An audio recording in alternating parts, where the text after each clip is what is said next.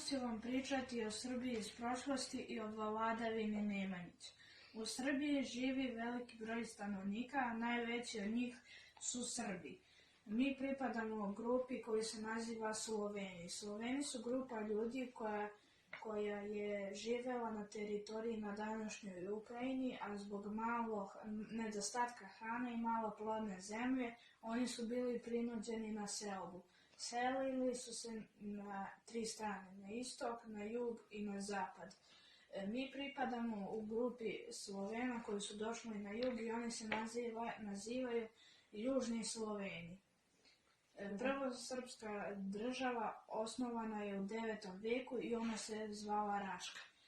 Prvu srpsku samostalnu državu osnovao je veliki župan Stefan Nemanja. On je ratovao protiv vizantijskog cara i uspeo da proširi državu ka istoku i ka jugu.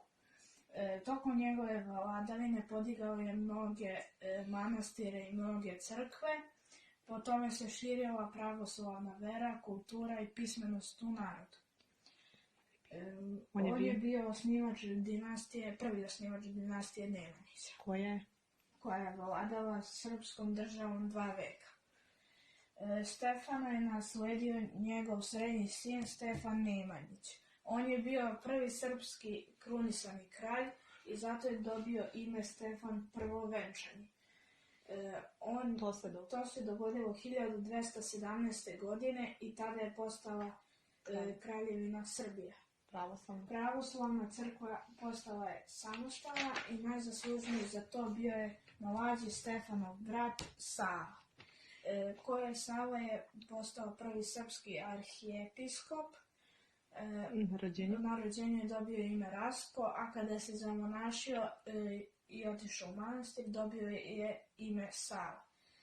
Prva srpska pravoslavna crkva proglasila ga je za svetitelja i danas se on slavi kao školska slava 27. januara. Stefana Prvovenčanog nasledio je njegov sin Stefan Uroš. Tokom vladavine Stefana Uroša okolan je prvi novac i otvoreni su mnogi rudnici.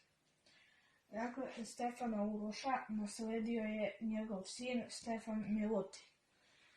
Tokom vladavine Milutina Nemanjića Srbija se širila i svoje granice je povećavala ka jugu.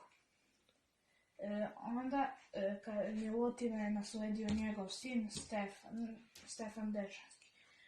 On je podigao manastir na Visoki Dečani i zbog toga je dobio ime Stefan Dečanski. Najmoćniji kralj u istoriji je Stefan Dušan Silni. Tada je Srbija imala najveću teritoriju i bila je najveća na Balkanu, izlazila je na 3 mora, na Jadransko, na Egejsko i na Jonsko more. On je proglasio Srbiju za carstvo i krunisao se za cara. On je uredio srpsko carstvo donošenjem zakonika koji je trebao da poštuje svaki stanovnik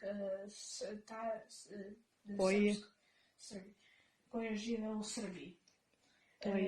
To je jedan od najstarijih zakona koji se sudilo Srbima. Stefana Dušana Silnog nasledio je njegov sin Stefan Uroš. Kada je on postao vladar, srpsko carstvo se raspalo i zbog toga je dobio ime Uroš Nejaki, zato što nije mogao da spreči bogate ljude da podele državu na manje oblasti. On nije imao naslednika i tada se završila vladavina dinastije Nemanjića.